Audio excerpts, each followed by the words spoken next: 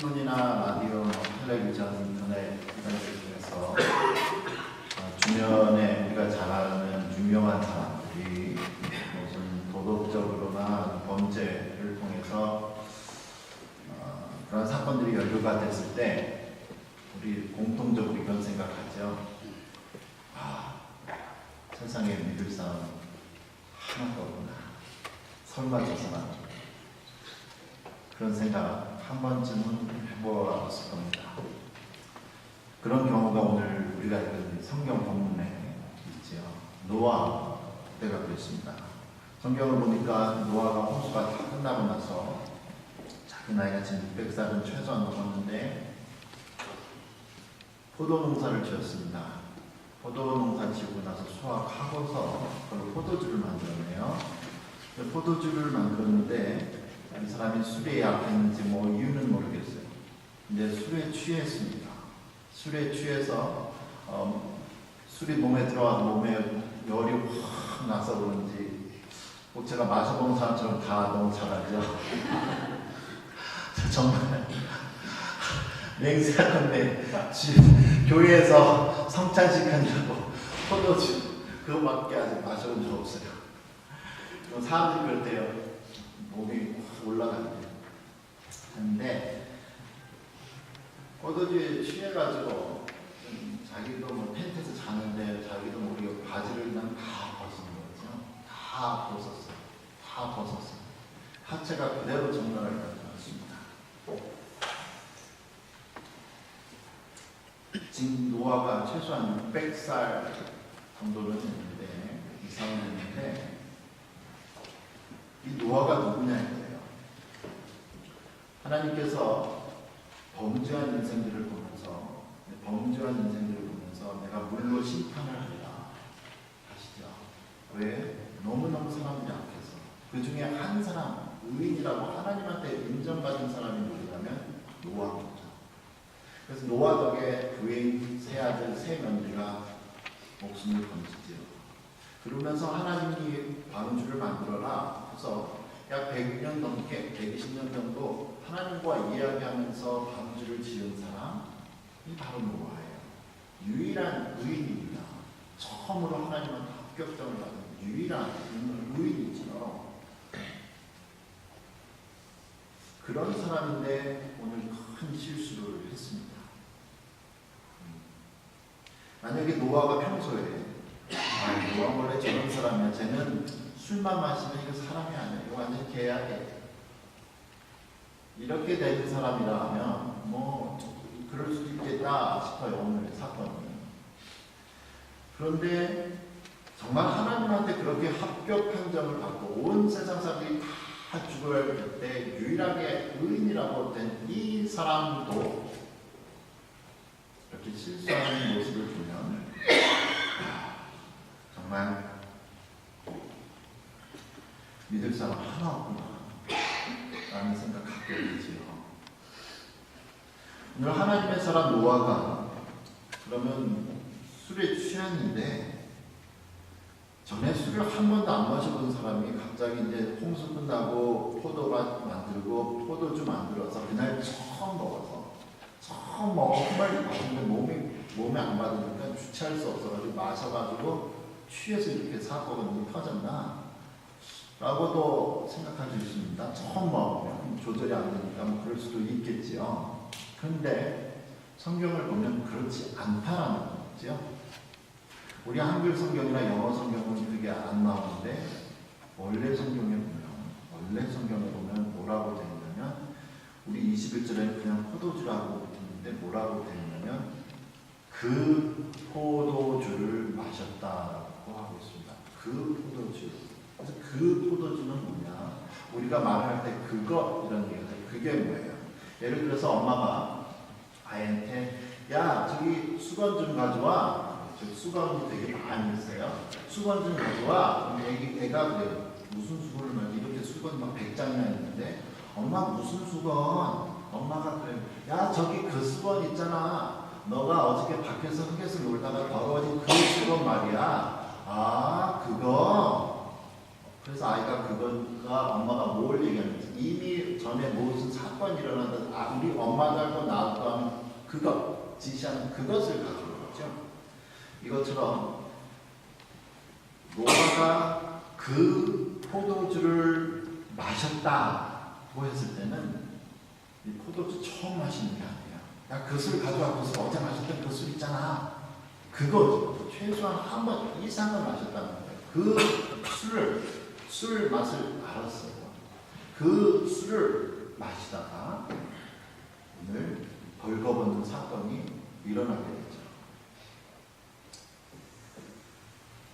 이렇게 적나라하게 의인이었던 노아의 실수가 성경에 기록된 것에 대해서 성경학자들이 이렇게 해석을 하고 있습니다. 제가 읽지요. 분명 홍수 이후 노아는 순간의 방심과 부주의로 인해 술을 흠뻑 마셨고 그 결과 자신의 몸과 이성을 주체하지 못할 정도로 취한 것이다. 결국 본절은 히브리인들의 생활 습관상 이전에도 마셨을 포도주를 단지 마신 그 사실 자체를 지적하는 것이 아니라 취할 정도로 마신 사실을 비록 당대의 의인 노아라 할지라도 숨김없이 지적하고 있는 것이다. 그 얘기죠. 술을 마셨다가 나보다가 취할 정도 조절해야 한다. 술을 사실 처음 마시면서 중독이 되는 사람 없지요. 술을 처음 마시면서 나 술 중독자가 되지 하고 굳게 결심한 사람도 없습니다. 자기도 모르게 마시다 보니까 한 잔 마시다 보니까 이제는 술이 없이는 못 살게 되는 거죠. 술뿐이겠어요? 술, 마약, 도박, 요즘에는 인터넷 중독, 이성, 남자나 여자에 대한 이성에 대한 중독이나 아니면 명예에 대한 욕구들, 수많은 이상의 모든 것들이 이러한 중독들이 어느 날 다 한 번에 되지 않습니다.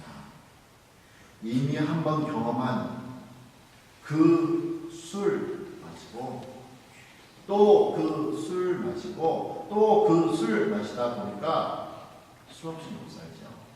그 마약하게 되고 그 마약하게 되고 그 마약하고 그 도박하고 그 도박하고 그 인터넷 보고 그 인터넷 보고 그 인터넷 보고 그 사람 만나면 안 되고 생각하면 안 되는 그 사람 생각하고 만나고 하다가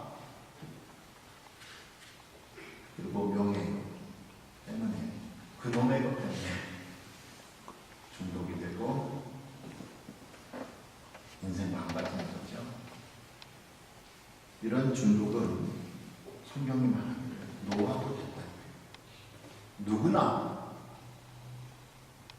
어떠한 의인이라 할지라도 누구나 다 될 가능성이 있는 걸 이야기하고 있습니다. 추운 북극에서 에스키모인들이 어떻게 늑대들이 자꾸 민가를 보니까 늑대를 잡는 법을 이야기해 드리죠. 아주 추운 날 에스키모가 한 사람이 이제 바깥에 나가가지고 칼 하나 들고 갑니다. 조그만 단검을 들고 가요. 그래가지고 얼음이니까 거기 다 얼음에다가 꽉 박아놓지요. 하늘을 올리게 칼날을 보이게. 그리고 거기에다가 피를 붓습니다.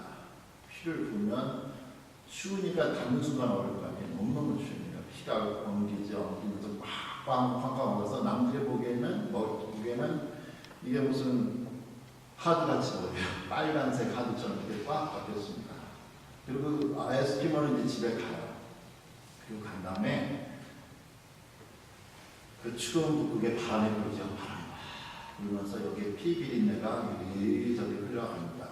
바람 타고 움직이다가 늑대가 피를 냄새를 팍 맡아요.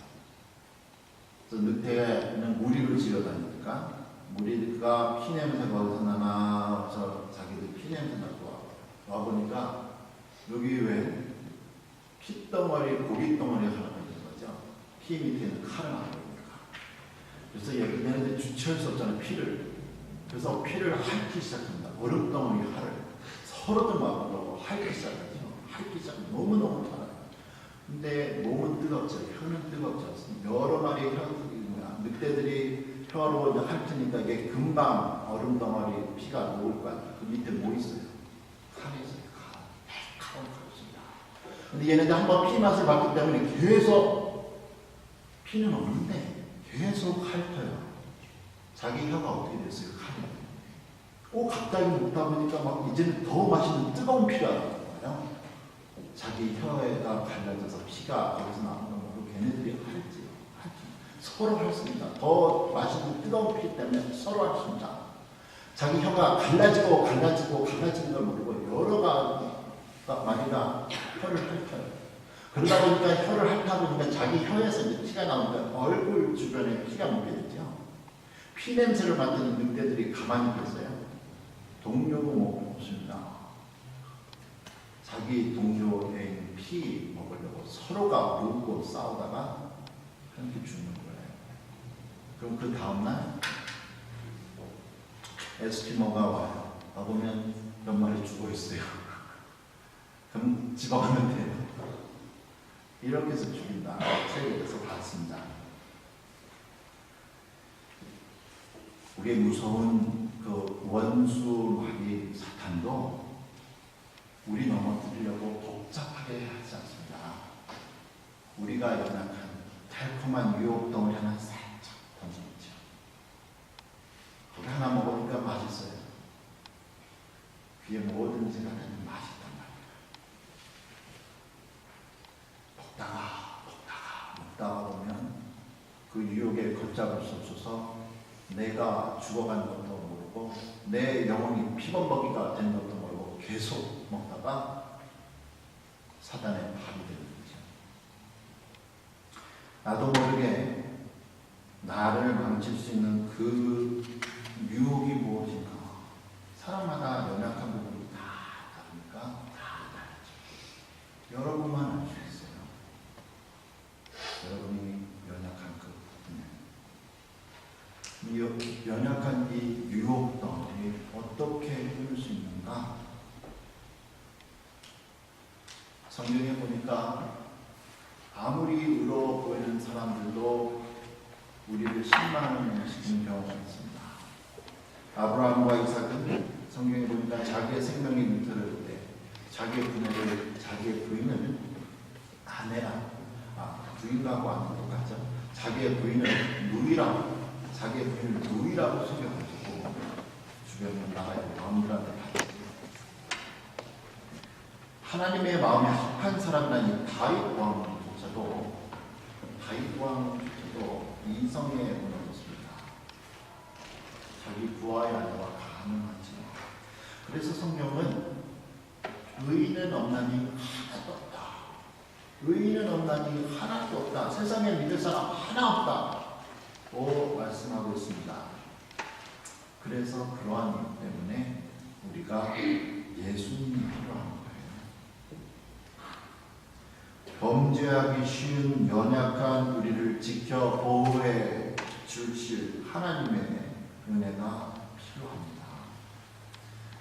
이 한없는 하나님의 은혜가 우리를 순결하고 거룩하게 지켜주시기를 기도합니다. 그래서 이렇게 은혜가 없으면 우리 오늘 비문의 학생이 지금 이렇게 우리에게 하나님의 은혜가 없으면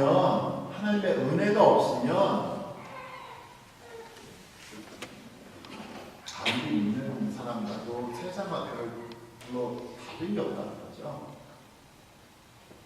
노아의 홍수 전에 사람들이 하고 싶은 대로 정말 풍기문란, 도덕문란하면서 살고 싶은 대로 다 살았어요.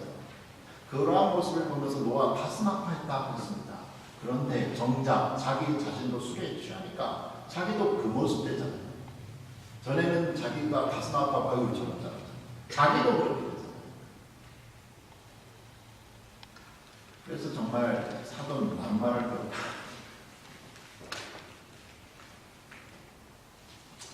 우리가 다른 사람들의 잘못에 대해 지적을 하다가 정작 자신도 그런 잘못을 하는 것이 발견되면 참 무안하죠. 창피합니다. 사람들에게는 자기는 의인인 척하더니 별거 아니네, 똑같네. 조롱과 비난하게 되죠. 22절에 보니까 그러한 비난과 조롱을 한 사람이 있습니다. 바로 함이라는 아들이죠. 샘 함입니다. 둘째가. 2절에 보니까 22절에 보니까 노아의 아들 함이 우연히 아버지 텐트에 들어갑니다. 벌거벗은 아버지의 하체를 벌고 술에 취한 아버지 모습을 봐요. 만약에 여러분이 그 자리에 있었다, 어떻게 하시겠습니까? 첫 번째, 그냥 못 본 척하고 나온다. 두 번째, 아버지 이불로 덮어드려가지고 나오고 밖에 나와서 그냥 아무 얘기 안 한다. 못 본 척한다. 아마 대부분 우리 1번이나 2번 그 정도 하지 않았을까 생각하는데, 이 사람은요, 함은 밖에 나가서 아버지가 발견했었어요. 아버지가 발견했었어요.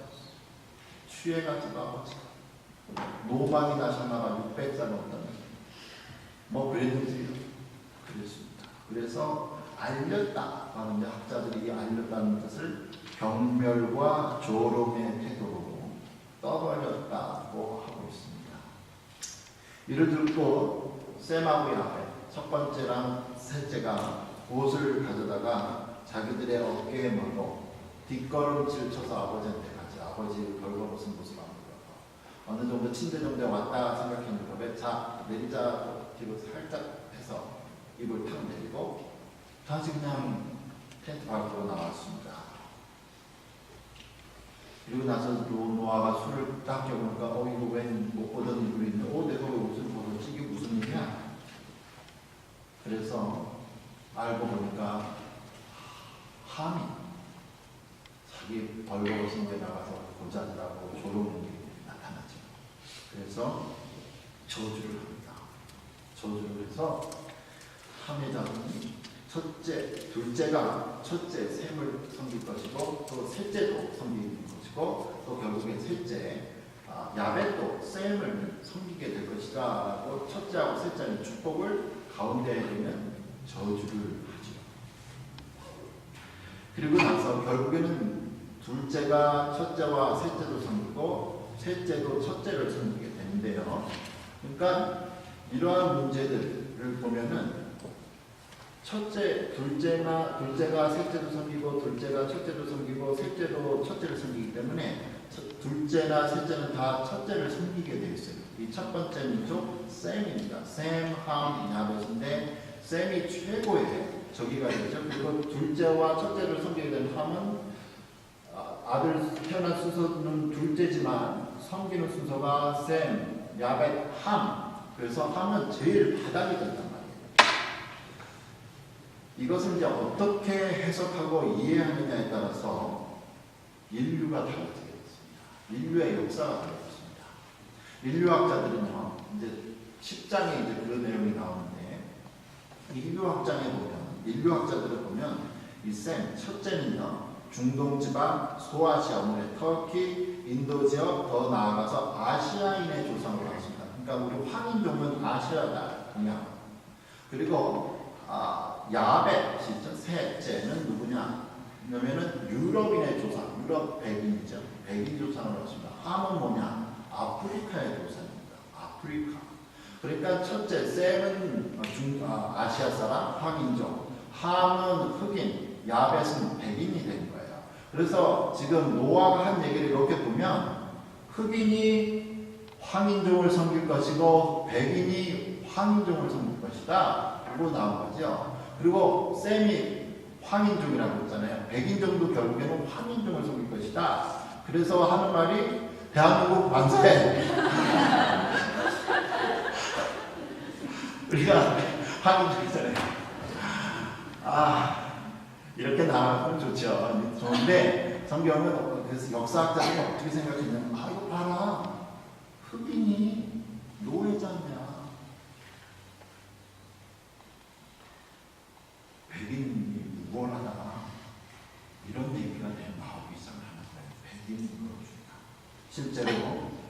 이러한 사상이 6세기 바빌론, 오늘 이라크 지역에서 발견된 유대인들의 자녀교회 책, 탈무드라는 책이 있는데 거기에서 이렇게 있습니다. 중동 지역입니다. 이라크 지역에서 발견된 유대인들의 가정교육 책에는 뭐라고 되어 있냐면 함의 자손이 아버지 노아한테 저주를 받아서 검은색 피부가 되었다. 그래서 걔네들은 저주의 자손이다. 6세기 중동 지방에서 6세기 중동 지방에서 가장 강력한 이제 모하마드 이슬람이 이제 일어나기 시작하거든요. 그때 아랍의 상인들이 흑인 노예했습니다. 흑인 노예하면서 성경적 근거를 대고요. 자, 봐라. 성경에 써있잖냐. 흑인이 황인종 섬기게 돼 있다. 흑인은 노예다. 저주받은 자다. 맞는 말 같아요. 그래서 6세기 1월 무렵에 중앙아시아에서 모든 문명들이 이제 처음 문명들이 다 아시아에서 났잖아요. 이 사람들이 흑인들 노예로 삼는 것에 대한 아무런 양심의 가책 없이 종교의 힘을 얻어서 살았습니다. 그리고 나서 시간이 지나서 유럽과 미국의 백인들도 성경에 봐라. 흑인 너네들이 백인 섬기도록 되어 있지 않냐? 그래서 노예 무역을 성경에 바탕하여서 이론을 만들고 자유롭게 했죠. 우리야 지금 생각하면 그거 틀렸네. 그러면 이거 어떻게 된 거냐? 그런데 성경은 자세히 읽어보면 함이라고 저주하지 않았습니다. 25절에 보면 뭐라고 저주하냐면 노아가 뭐라고 저주하냐면 노아가 이르기에 이르되 가나안은 저주를 받아 그의 형제의 종들의 종이 되기를 원하노라. 가나안은 누구냐? 성경에 보니까 함의 아들이에요. 함을 어떻게 표현하냐면 가나안의 아버지 함이라고 이야기를 하고 있어요. 그러니까 왜 가나안을 했냐면 사건을 나가서 일을 저지른 사람은 함인데 왜 가나안한테 저주를 했느냐? 성경학자들이 이유는 잘 모르겠습니다. 여러 가지 이론이 나오는데 이유는 잘 모르죠. 그러면서 여기에 보면 그럼 가나안이 저주를 받았기 때문에 10장에 보면 함에게도 다른 자손들이 있는데 다른 자손들은 저주를 받은 게 아니라는 얘기예요.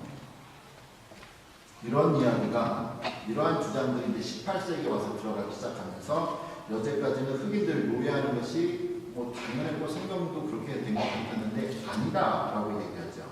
그래서 흑인 노예가 잘못된 것이다. 교회 내에서 반성이 일어나기 시작을 합니다. 그러면서 백인 우월주의나 흑인 노예의 정당성은 이제 그 힘을 잃게 되죠. 이처럼 우리가 성경을 어떻게 보느냐에 따라서 얼마나 인류의 역사가 피부색입니다. 한 사람은 고난을 당하고 한 사람은 부와 명예를 누릴 수 있는지 알려주고 있죠. 잘못 성경을 해석하니까. 그런데 아쉽게도 성경이나 모든 역사는 힘 있는 자가 무기가 있든지 경제력이든지 힘 있는 자가 어떻게 해석하느냐에 따라서 아쉽게도 약자들이 당하면서 그렇게 역사가 흘러왔습니다. 왜곡이 되었지. 그리고 나중에 반성이 됩니다.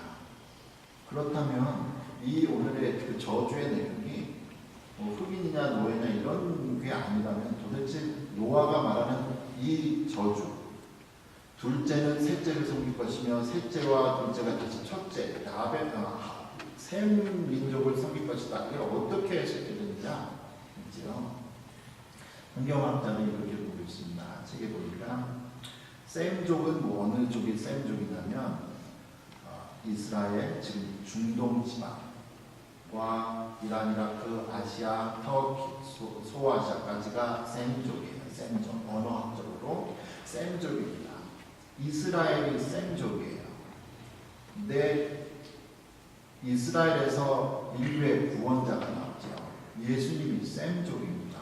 그러니까 다른 두 민족들이 셈족을 섬길 것이다. 셈족에서 인류의 구원자가 나올 것인데 모든 민족들은 이 인류의 구원자 예수 그리스도를 섬길 것이다. 노아는 무슨 뜻인지 모르지만 그 의미에 거기가 있었습니다. 그런데 우리가 이렇게 술에 취한 노아의 사건을 보면서 하나 이상한 게 있죠. 술에 취한 거는요, 잘못한 건 누구예요? 노아예요.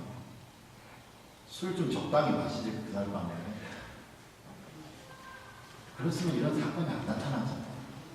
술은 자기가 취해먹어서 왜 멀쩡한 아이들이 가서 저주받고 누구는 축복받고 이게 왜 나는 거야? 자기가 술 마시고 자기가 집수해놓고. 성경은 우리할 때 무엇을 말을 하냐면요, 사람은 누구나 다 실수를 할 수 있다. 누구나 가서 범죄할 수 있다. 범죄하는 사람 우리가 못 말리지. 어떻게 할 수가 없어요. 그러나 그 범죄하고 죄짓고 실수하는 사람을 보는 우리가 어떻게 대응하느냐는 우리의 선택에 있다는 거죠. 우리의 선택에 따라서 우리가 복을 받고 저주를 받을 수 있다. 그 말을 하고 있습니다. 어떤 사람은 실수와 잘못을 보고 밖에 나가서 떠들고 소문낼 수 있다. 어떤 사람은 안 보려고 노력했잖아요. 첫째하고 셋째는 안 보려고 노력했습니다. 안 보려고 노력하고 허물을 덮는 사람이에요. 이런 사람 복 받는다. 죄 짓는 사람 반응하지만 어떻게 너희들이 반응할 것이면 너네 몫이다. 그래서 잠언 17장 9절에서 이렇게 말씀하시죠.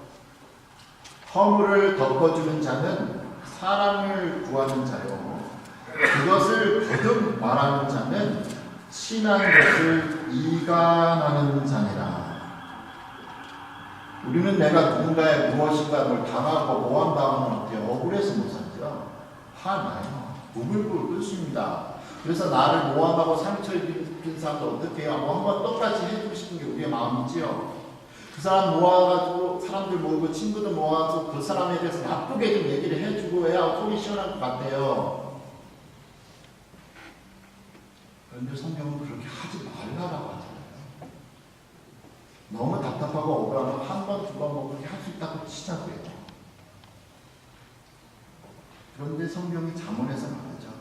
거듭말하는 자는 친한 것을 이간한다. 그래도 억울해요. 그래서 억울할 때 있어요. 몇 년이 지나도 아무도 남으실 수 있지요. 그런데 제가 이런 한국 유행 노래가 여러분 들어보셨나요? 1980년도에 많이 유행했는데 이런 노래 있죠.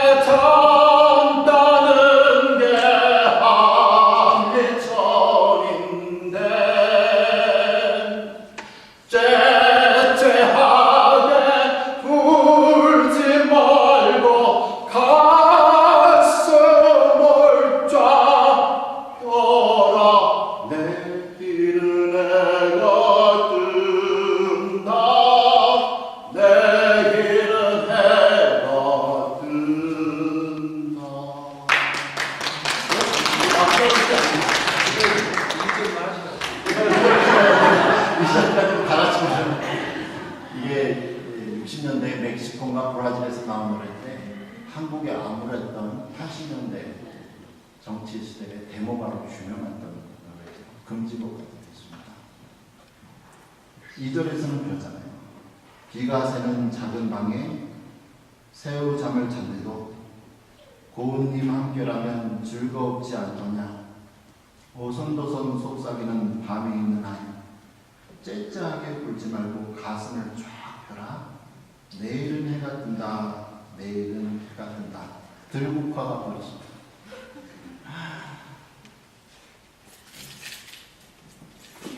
주보에 보시면 알겠지만 제가 설교를 하기 전에 2주 전에 설교 제목이 벌써 나왔죠. 2주 전에 설교 본문을 정하고 설교 성경을 읽으면서 처음 느꼈던 노래가 이 노래가 확 생각이 났어요. 5학년 때인가 4학년 때부터 성가대를 해가지고 지저 선생님들이 그랬죠. 유행가 듣지 마라. 유행가 듣는 발성법에 틀리니까 성가나 가곡을 들어라 그랬는데 몇 안 되는 기억나는 유행가. 이걸 2주 동안 계속 불렀습니다. 아침에도 불렀고 오늘 와서 또 독찬하게 되기 때문에 오면서도 걸어왔는데 아침에 30분 2번 또 들어보면서 다시 한번 그러면서 이런 생각 들었어요. 참 설교 시간에 유행가 불러도 되나? 유행가 불러도 되나? 그런데 어떤 분이 옛날에 그러더라고요. 옛날 저는 대장금을 한 번도 아직 안 봤는데 대장금 한 편을 보면 설교 한 편을 듣는 것보다 더 감동이 있다. 그런 얘기 들은 적이 있어요. 이 세상 사람들도 이렇게 노래를 하잖아요. 힘들지만 째짜하게 좀 부르지 마라. 째짜하게 좀 마음 좀 넓혀봐. 째짜하게 부르지 마라. 그러면서 가슴을 쫙 펴라고 하는데 우리는 하나님의 어마어마한 사랑과 용서를 받은 우리는